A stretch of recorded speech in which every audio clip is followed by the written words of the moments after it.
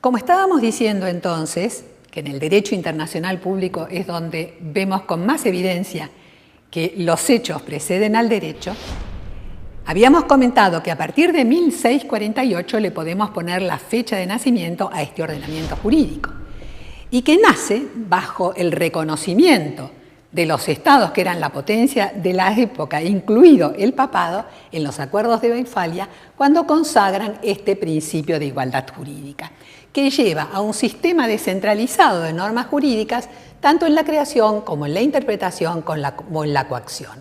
Coacción que, por cierto, termina conduciendo a la guerra. Y así tenemos una Primera Guerra Mundial en el año 1919, como consecuencia del término de la Primera Guerra Mundial.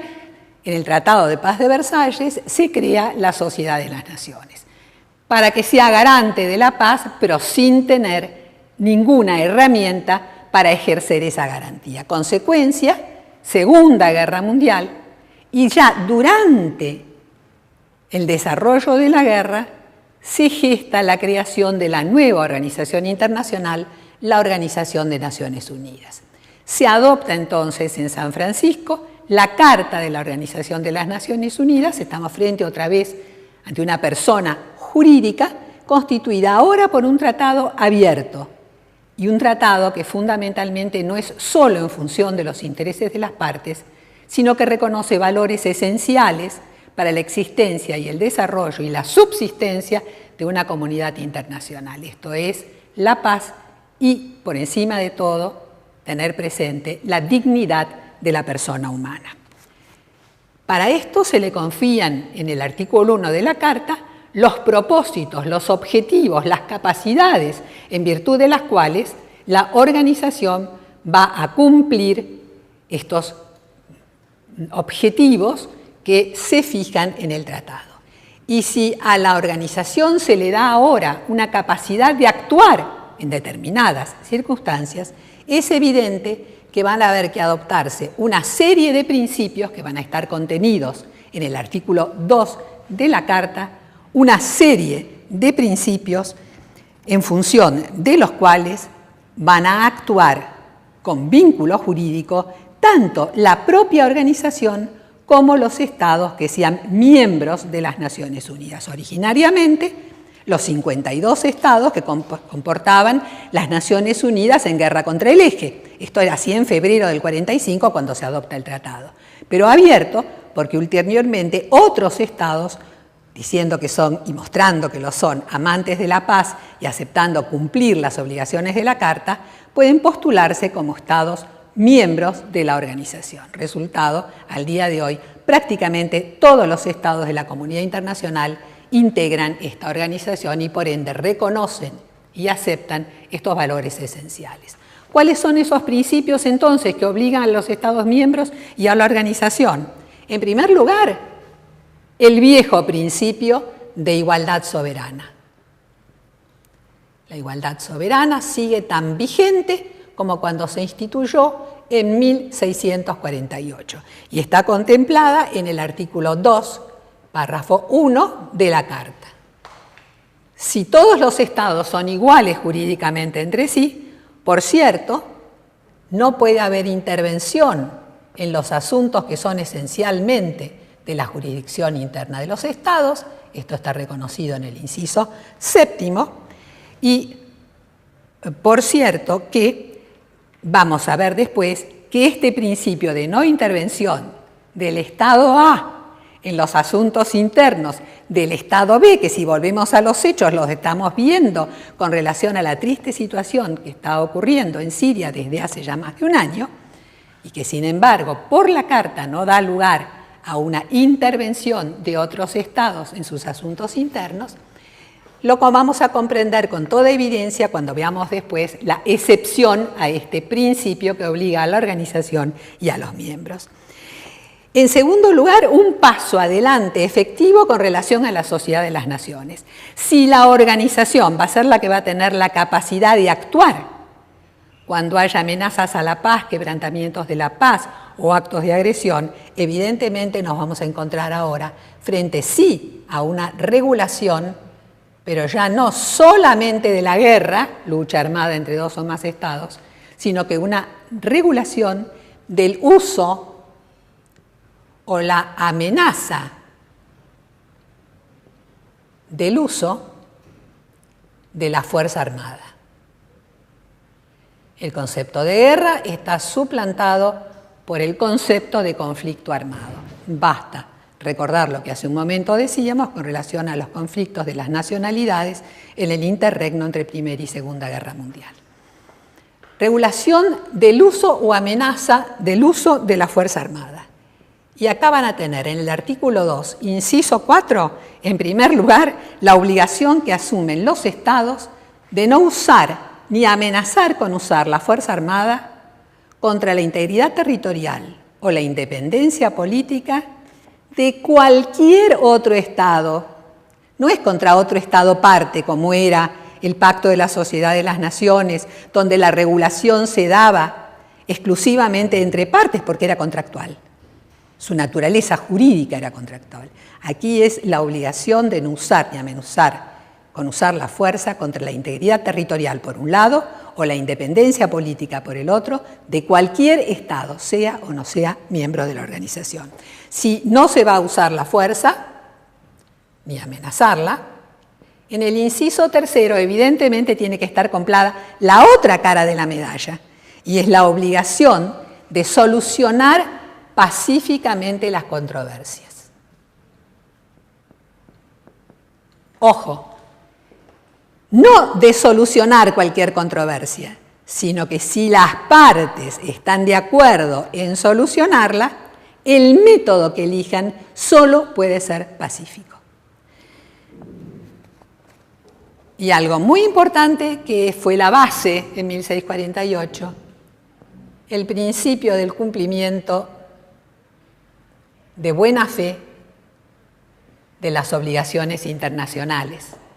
Esto es una consecuencia del cumplimiento de buena fe de aquellos acuerdos primero, que fueron los acuerdos de la Paz de Westfalia. Y por cierto, si la organización tiene la capacidad de actuar, los estados asumen la obligación de abstenerse de ayudar a cualquier estado contra el cual la organización esté llevando a cabo una acción. ¿Qué pasa con los terceros estados? Porque durante un buen periodo hubo estados que no eran miembros de Naciones Unidas. Por ejemplo, el caso de Suiza, que pasó muchos años antes de ser miembro de las Naciones Unidas, porque lisa y llanamente los suizos, cada vez que se le preguntaba, decían, no, nosotros neutrales, jamás vamos a pertenecer a nada. Nosotros acá, como tenemos un estatuto jurídico que nos defendió siempre, y nuestras montañitas neutrales. ¿Qué pasa con esos estados que no son miembros de la organización? Bueno, acá la obligación es de la organización.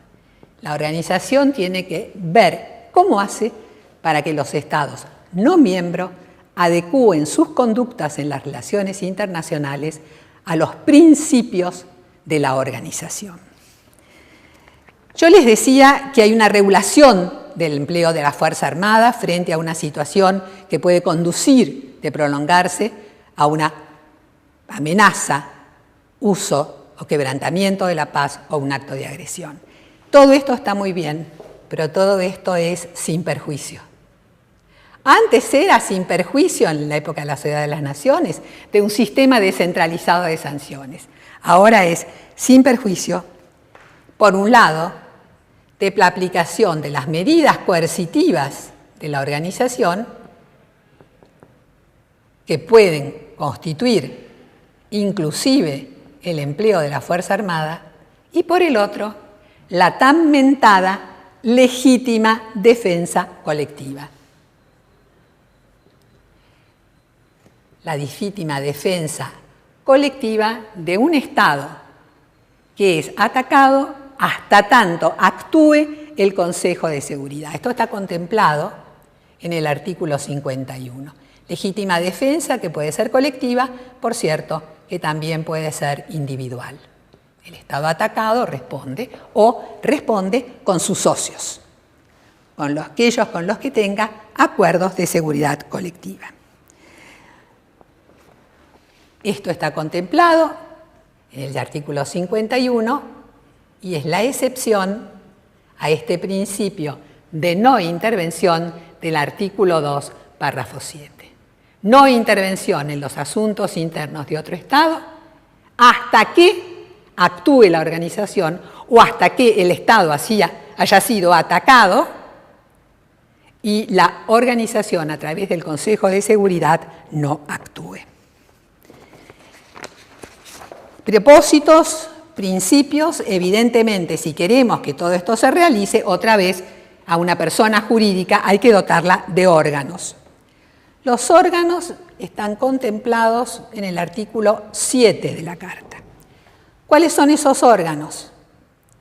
Otra vez, en primer lugar, una asamblea, la Asamblea General. Esta Asamblea General va a estar integrada por todos los Estados miembros de la organización. Esto está la composición en el artículo 9 de la Carta.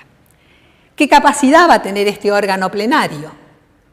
La capacidad, por cierto, de entender en todos los temas, en todas las cuestiones que se le han confiado a la organización. Pero hay un límite de tipo temporal, y ese límite de tipo temporal está contemplado en el artículo 12. Y como uno puede imaginar, ese límite temporal está dado porque esté actuando en esa cuestión el Consejo de Seguridad. Entonces, si está conociendo el Consejo, ahí la Asamblea General no puede intervenir. ¿Cuáles son las funciones que se le da a la Asamblea General?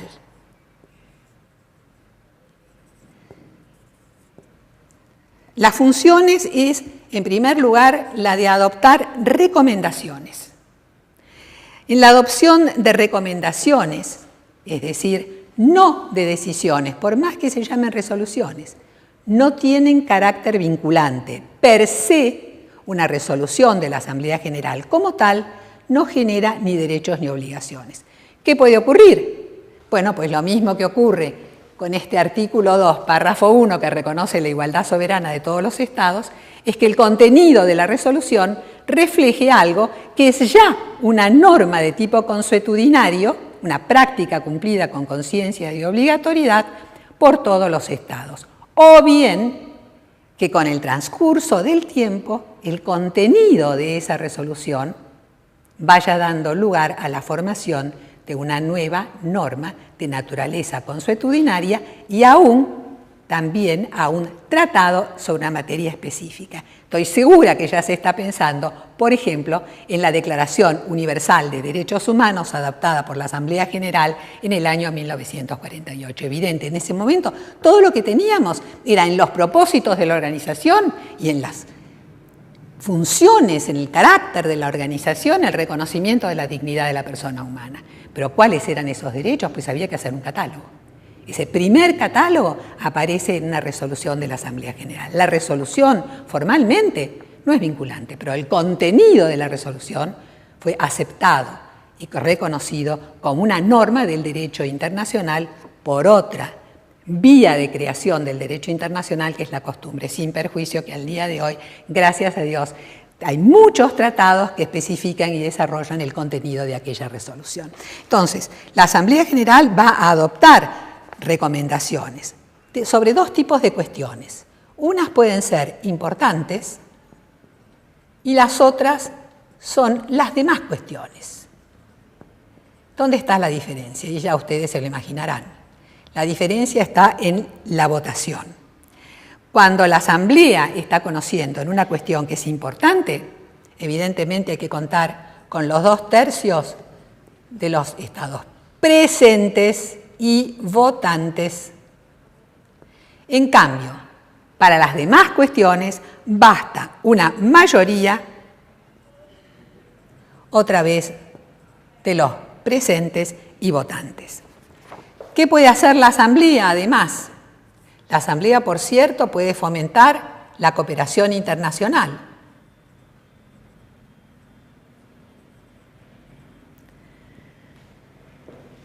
Y esto lo van a encontrar en el artículo 13, inciso 1A de las funciones de la Asamblea. ¿Qué más puede hacer la Asamblea? La Asamblea puede impulsar el desarrollo progresivo y la codificación del derecho internacional. Esto lo van a encontrar en el mismo artículo 13, inciso 1b. ¿Qué más va a hacer la Asamblea?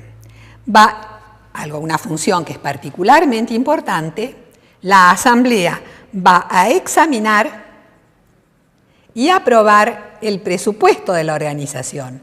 Esto está en el artículo en el artículo 17 de la Carta. ¿Qué puede hacer además la Asamblea? La Asamblea puede establecer organismos subsidiarios, cuidado con la terminología, organismos subsidiarios que entienda pertinente, subsidiarios, para el mejor cumplimiento de sus funciones. Y acá, con relación, por ejemplo, a esta función de desarrollar progresivamente el derecho internacional y codificarlo, la Asamblea General, por ejemplo, creó un organismo subsidiario particularmente importante, que es la Comisión de Derecho Internacional, un ente que va a aparecer más adelante varias veces en nuestro contexto de estudio. ¿Qué más tiene? Tiene funciones electivas.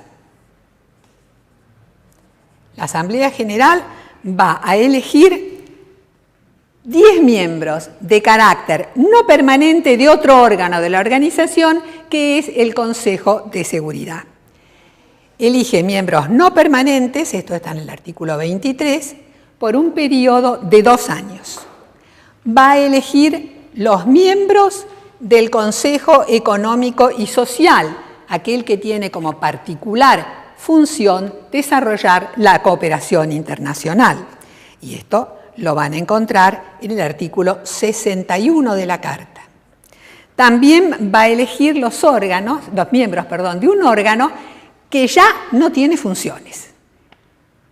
Este órgano es el Consejo de Administración Fiduciaria, creado para una categoría específica de pueblos sometidos a dominación extranjera, que está regulada en la Carta. Este Consejo de Administración Fiduciaria, los miembros los elegía ciertos miembros, la Asamblea General. Va a elegir, ahora sí, conjuntamente con el Consejo de Seguridad, no ella sola, son elecciones simultáneas de la Asamblea y del otro órgano, Consejo de Seguridad, a los jueces de la Corte Internacional de Justicia. Esto aparece ya no en la Carta, sino que en un tratado que integra la Carta, que es anexa a la Carta, que es el estatuto de otro órgano, la Corte Internacional de Justicia. En el estatuto de la Corte Internacional de Justicia es donde está previsto la elección con el Consejo de Seguridad, artículo 4, de los jueces de la Corte Internacional de Justicia. Y por último, algo bien importante, a recomendación del Consejo de Seguridad, no autónomamente, va a elegir a un personaje que en un rato vamos a ver y que tiene funciones actualmente particularmente importantes, el secretario general de la organización.